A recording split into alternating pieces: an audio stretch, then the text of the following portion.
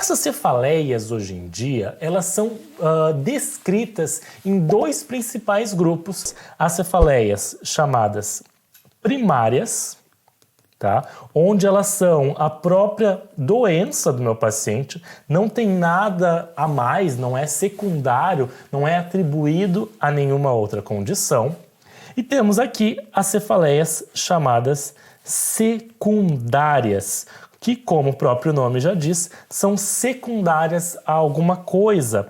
Elas são um sintoma no meu paciente. O meu paciente tem isso, essa dor de cabeça, porque ela é atribuída a uma outra fator, como fatores dentais, fatores de articulação, musculares. Existe uma cefaleia atribuída a problemas como atribuídas a DTM.